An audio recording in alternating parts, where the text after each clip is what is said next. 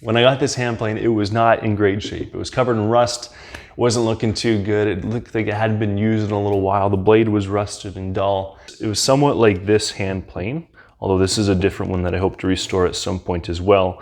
There was a lot of rust on it. The handle had chipped paint with another layer of paint underneath. Just different rust spots in different places, and it looked like it just hadn't been used in a long time.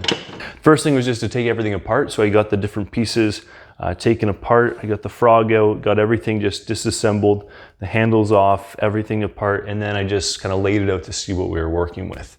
And some things looked okay. The frog actually looked pretty good. The red paint was still nicely intact.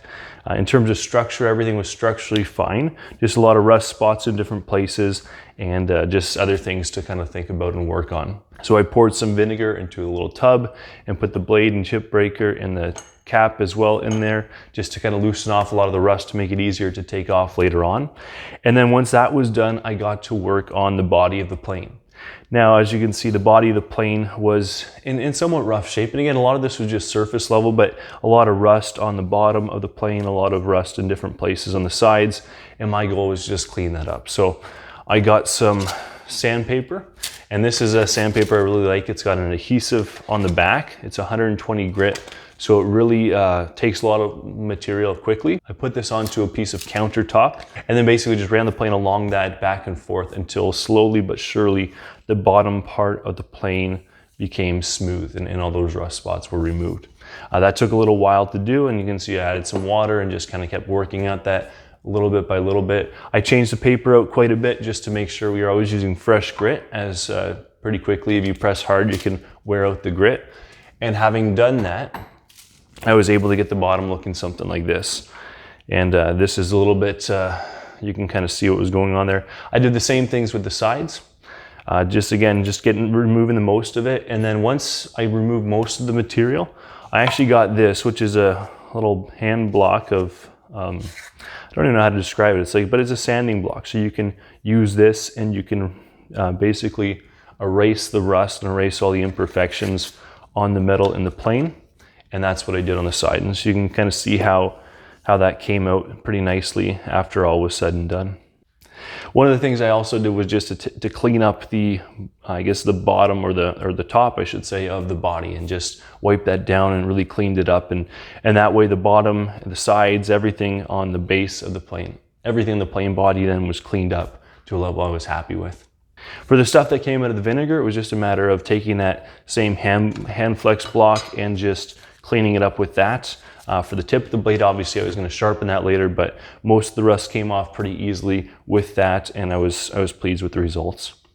But my next concern was really the handles. As you can see, the handles began with black paint on them. Now they're just the wood itself with the finish on them. And essentially this just began with me chipping at the paint to see what was underneath. And underneath the black paint, there was kind of a blue paint or base coat that was on there, and I decided to take that off as well. At this point I used just a palm sander and a lot of time to get the wood just to its bare kind of form.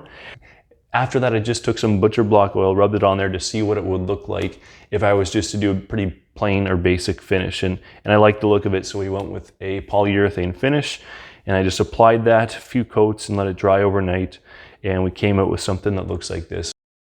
In the handle, there's this indent here. I'm not sure at what point someone maybe carved that out. Maybe it's initials, I'm not sure. I think it gives a plane a bit of character, and so I really enjoy that. After the handles were done, it was time to address the blade. And so for this, I sharpened it. And again, it was in pretty rough shape. So I actually took that same sandpaper to start the process, just because it removes a lot of material quickly.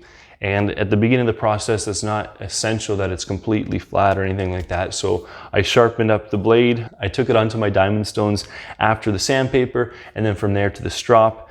And as you can see, it sharpened up really, really nice. So you got a good polish on there. And as always, it's so fun to just kind of test it out with different paper and things like that. But the blade was looking like it was ready to go. After the blade was sharp, it was a matter of putting it back on the chip breaker and then just putting everything back together. So we got the handles on, and those fit nice and tight, which I was excited about. I adjusted the frog, and the frog is essentially what holds the blade in place as it's going to address the wood. And so how far forward or how far back you put the frog is going to make a difference in terms of how the blade kind of interacts with the wood. And so it took a little while to figure that out, but put the frog in, put the blade with the chip breaker on, put the cap on there, and then it was just a matter of testing it out. And it was so much fun. Once I finally got it dialed in, it took a little while to figure that out, but once I got it dialed in, it was really fun to plane with. And as you can see from some of this footage here, it's just so much fun to use these things. So this is what the hand plane looks like. I really enjoy the look of it. There's something about a hand plane not only looking nice, but also just being usable and being a hand plane you can just pick up and use right away. I really enjoy that.